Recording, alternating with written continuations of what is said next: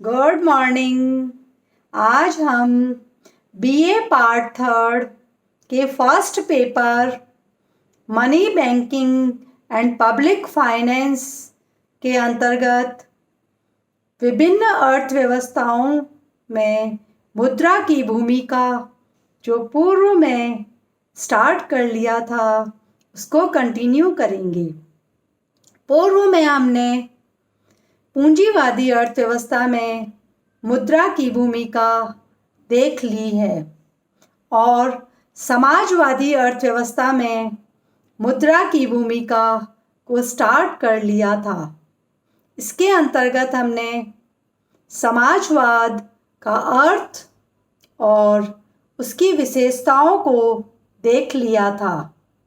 समाजवादी अर्थव्यवस्था एक ऐसी अर्थव्यवस्था होती है जिसके अंतर्गत उत्पत्ति के साधनों पर समाज का या सरकार का या किसी एक केंद्रीय प्राधिकरण का अधिकार होता है।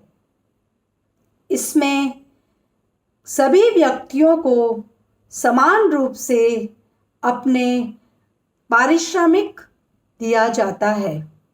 किसी भी प्रकार के शोषण की कोई गुंजाइश नहीं रहती है।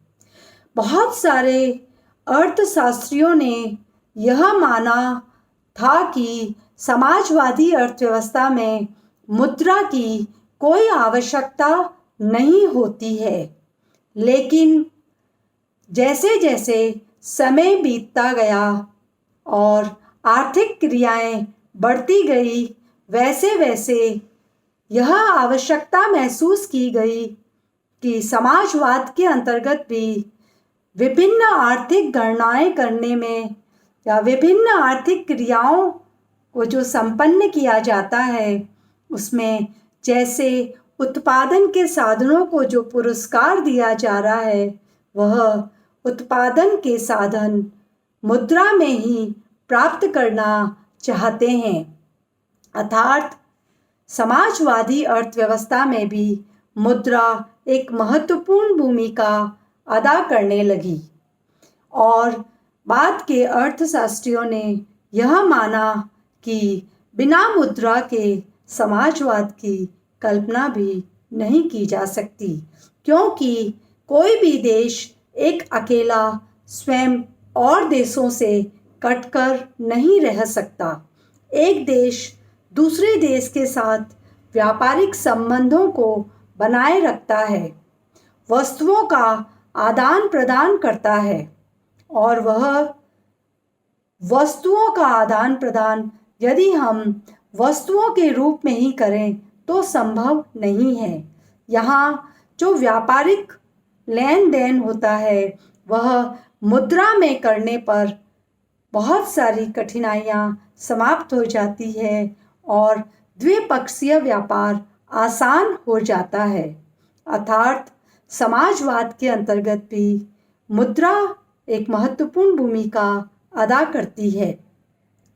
समाजवाद के अंतर्गत भी लेखे की इकाई विनिमय का माध्यम एवं मूल्य के मापक के रूप में मुद्रा महत्वपूर्ण कार्य करती है और उत्पादन के साधनों को जो पुरस्कार दिया जाता है, जिसका मैंने अभी पूर्व में उल्लेख किया था, वह भी मुद्रा के अंतर्गत ही दिया जाता है।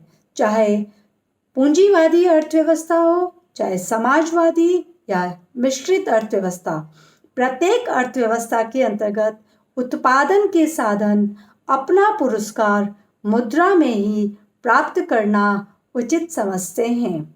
समाजवादी अर्थव्यवस्था में भी उत्पादन के दो महत्वपूर्ण साधन श्रम एवं संगठन निजी व्यक्तियों से ही प्राप्त होते हैं और इनको पुरस्कार मुद्रा के अभाव में देना बहुत कठिन होता है या असुविधापूर्ण हो जाता है। तो यहाँ भी मुद्रा महत्वपूर्ण होती है। समाजवादी देशों में अंतर्राष्ट्रीय लेन देन में मुद्रा का प्रयोग करना बहुत आवश्यक होता है। जैसा कि मैंने बताया कि कोई भी देश वर्तमान युग में दूसरे देशों से कटकर नहीं रह सकता। वह अन्य सभी देशों के साथ जो व्यापारिक संबंध बनाए रखता है और जो व्यापारिक लेन देन होता है वह और विनिमय दर का जो निर्धारण होता है वह मुद्रा में ही किया जाता है।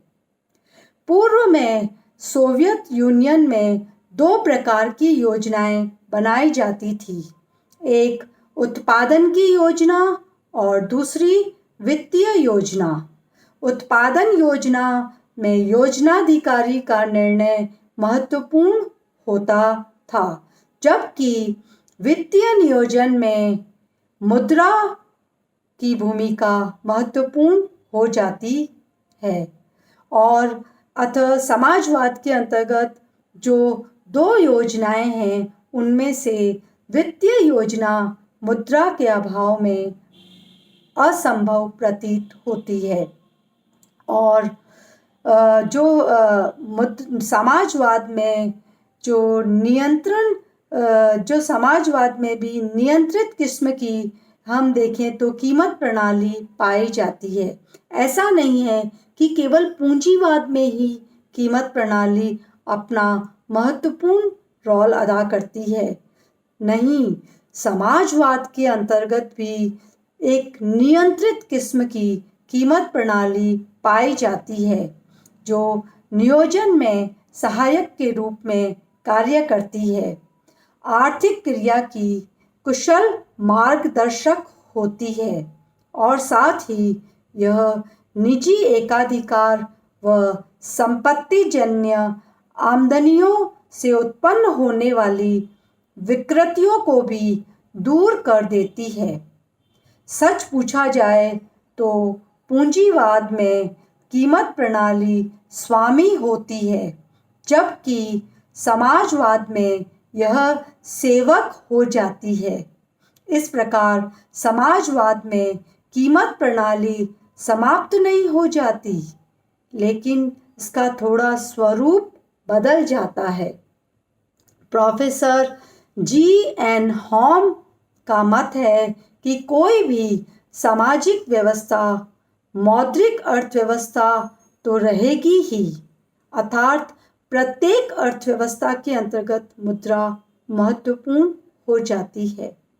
मुद्रा पूंजी निर्माण व विनियोग क्रियाओं को सरल बनाती है, जबकि मुद्रा के अभाव में यह कार्य सरकारी निर्देश एवं दबाव में ही संभव होते हैं तथा इसमें व्यवस्था संबंधी अनेक कठिनाइयां उत्पन्न हो जाती है। समाजवाद में भी पूंजी निर्माण के स्रोत पूंजीवादी अर्थव्यवस्था जैसे ही हैं। मुद्रा वस्तुओं व सेवाओं के चक्रीय प्रवाह में भी सहायक होती है, जो समाजवाद में भी देखा जाए तो मुद्रा का चक्रीय प्रवाह देखने को मिलता है। विभिन्न विनियोग की परियोजनाओं में उनके चयन में भी लागत लाभ की गणना करने में मुद्रा का ही उपयोग किया जाता है। पिछले कुछ वर्षों में यूरोप के विभिन्न देशों व रूस आदि में समाजवाद से बाजार अर्थतंत्र या पूंजीवाद की तरफ अग्रसर होने की प्रवृत्ति दिखाई देने लगी है। आर्थिक उदारीकरण, निजीकरण व स्वतंत्र उद्यम की हवा समस्त देश में या समस्त संसार में बहने लगी है। बाजारीकरण, निजीकरण व अंतर्राष्ट्रीयकरण ने मुद्रा की भूमिका को पुनः सुदृढ़ कर दिया है।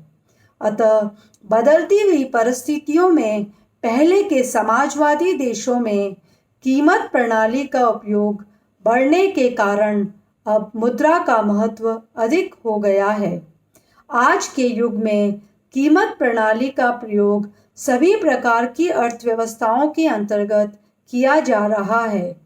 चीन जैसा तथाकथित साम्यवादी देश भी कीमत प्रणाली के माध्यम से विश्व की महान आर्थिक शक्ति बनने का प्रयास कर रहा है और इसका माल विदेशी बाजारों में छा रहा है। लेकिन वर्तमान में कोविड की वजह से चीनी माल को पूरी दुनिया में बहिष्कृत किया जा रहा है।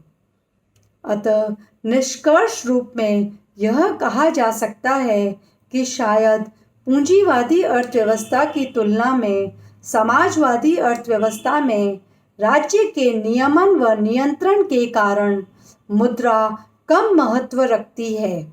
फिर भी समाजवादी अर्थव्यवस्था में भी मुद्रा कीमतों, मजदूरी, आय और लाभ के निर्धारण में मुद्रा सहायक होती है।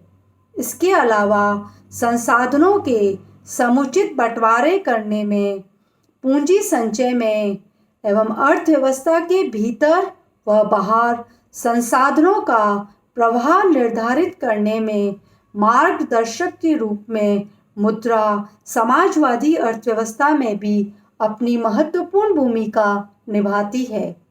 अर्थात आज हमने समाजवादी अर्थव्यवस्था में मुद्रा की भूमिका को देखा। Thank you.